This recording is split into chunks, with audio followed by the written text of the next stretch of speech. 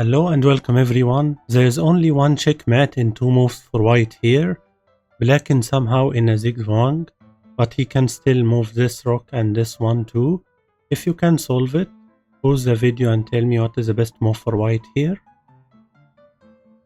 If you try to take his rook, he will just take with king, and if you play your queen check, that's not a checkmate because he can play his king to c7 and it is not a checkmate in two moves.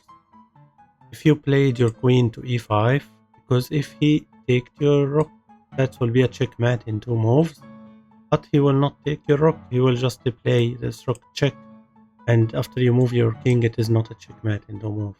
If you try to play your queen to h1, because if he takes this one, it will be a checkmate again, but he still have his rook check from here.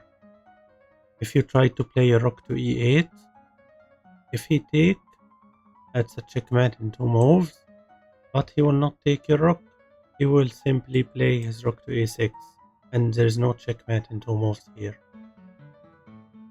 The only move to do a checkmate in only two moves for white here is play your queen to e8, sacrifice your queen. Okay, but you may tell me he will just play this move check as always, but because your queen is here, you will take and it is a checkmate in two moves. But what if he takes your queen, take with rook, and it is a checkmate in two moves? And if he moved the pawn, how do you checkmate now in two moves? You will just take his rook and it is a checkmate in two moves here.